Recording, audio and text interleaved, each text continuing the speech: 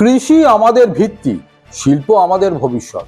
হ্যাঁ, বামপন্থীরা অর্থাৎ ওই মার্ক্সবাদী কমিউনিস্ট পার্টির যে সমস্ত নেতা থেকে শুরু করে কর্মীরা, তারা একটা সময় এই স্লোগানকে সামনে রেখেই মানুষের মন জয় করে নিয়েছিল। আর মানুষের মন জয় করার মাধ্যমে 34টি বছর তারা এ রাজ্যে ক্ষমতাতে আসীন ছিল। সময় বদলেছে, দৃষ্টিভঙ্গির পরিবর্তন হয়েছে, ফলে একটা সময় গিয়ে দেখা গেছে যেই কৃষক এবং শ্রমিক দুজনেই ওই বামপন্থীদের কাছে তারা প্রায় ব্রাত্য হয়ে গেছিল, ফিকে হয়ে গেছিল তাদের সেই কন্ট্রিবিউশন বা তাদের সেই সমর্থনের যে জায়গা সেটা।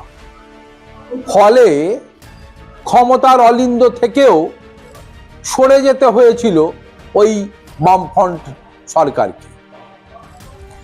মমতা বন্দ্যোপাধ্যায় এই বিষয়টাকে কিন্তু ভোলেন।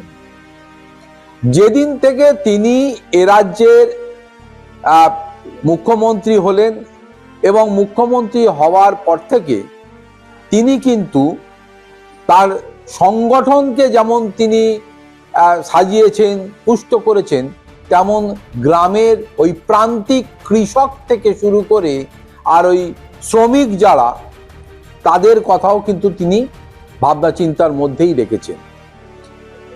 প্রায়শই বাজেট অ্যালোকেশনে ওই কৃষক এবং শ্রমিকদের জন্যে কিছু টাকা পয়সা অর্থ বরাদ্দ থেকে শুরু করে তাদের মান উন্নয়নের বিষয়গুলো তিনি এড়িয়ে যাননি।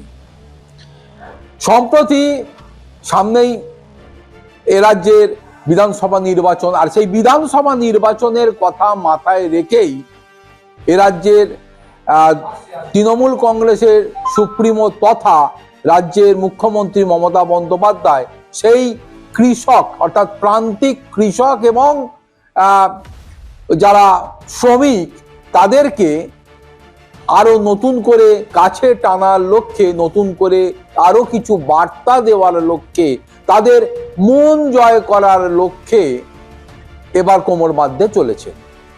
ঠিক করা হয়েছে তৃণমূল কংগ্রেসের পক্ষ থেকে যে আগামী 15ই ফেব্রুয়ারি নেতাজি ইনডোর স্টেডিয়ামে রাজ্যের সমস্ত এলাকা থেকে, সমস্ত জেলা বাড়ি থেকে এই প্রান্তিক কৃষক ক্ষেতমজুরদের শহর কলকাতায় নিয়ে আসার ব্যবস্থা করতে হবে এবং বাংলার কৃষক সমাজের কাছে তার বার্তা বা তার সরকারের বার্তা দিতেই মুখ্যমন্ত্রীর এই নির্দেশ। তাই নেতাজি ইনডোরে বসতে চলেছে কৃষক ক্ষেতমজুর সমাজের বড় সম্মেলন এবং সেই উদ্দেশ্য নিয়ে ইতিমধ্যেই এবারের এই যে ভোট অফ অ্যাকাউন্টস, সেই ভোট অফ অ্যাকাউন্টসের বলা যেতে পারে বাজেট অ্যালোকেশনে কৃষক ক্ষেতমজুরদের জন্য অর্থ বরাদ্দ করা হয়েছে এবং তাতে খুশি কৃষক সমাজ। তাদের কাছে ডেকে আরো কিছু বার্তা দিতে চান, তাদের মন জয় করতে, তাদের অভাব অভিযোগ শুনতে চান, এই বিষয়টা নিয়ে যাতে আরো তাদের সঙ্গে গভীর আত্মীয়তা বা গভীর সম্পর্ক তৈরি হয় এবং সেই সম্পর্কের গভীরতা প্রতিফলন যাতে সামনের বিধানসভা নির্বাচনে পড়ে, সে কথাটাকে মাথায় রেখেই মুখ্যমন্ত্রীর এই নির্দেশ। ইতিমধ্যেই কোমর বেঁধেছেন ওই পূর্ণেন্দু বসু, যার নেতৃত্বে কৃষক ক্ষেতমজুর সমাজ তৃণমূল কংগ্রেসের পক্ষ থেকে যাদেরকে সংগঠিত করা হয়েছে, তিনি এবং তার দলের কর্মীরা। এবারের বাজেটে কৃষক ক্ষেতমজুরদের বিরাট উন্নয়ন, আর্থিক শ্রীবৃদ্ধির বিষয়টি ঘোষিত হয়েছে।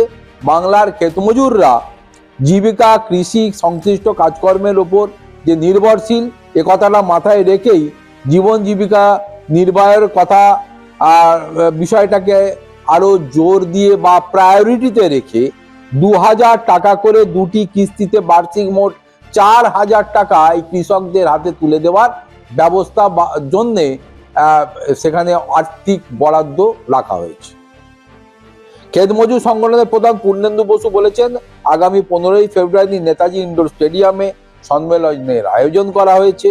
বিশাল কৃষক সমাজের কাছে বার্তা পৌঁছে দিতে এই কর্মসূচি।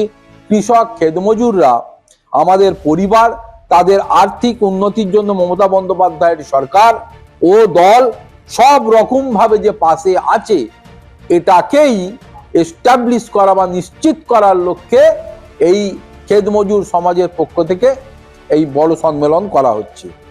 এছাড়াও এই সম্মেলন একদিকে কৃষক ক্ষেতমজুরদের জন্য রাজ্য সরকারের উন্নয়নের বিষয়গুলোকে তুলে ধরা হবে, সামনে আনা হবে বিজেপি শাসিত রাজ্যগুলিতে কৃষকদের ওপর কিভাবে বর্বরচিত অত্যাচার করা হচ্ছে, তাদের দাবি দাওয়া মানা হচ্ছে না, তাদের ন্যূনতম যে রোজগারের বিষয়টাকে প্রায়োরিটিতে রাখা হচ্ছে না, সেইগুলো তুলে ধরা হবে।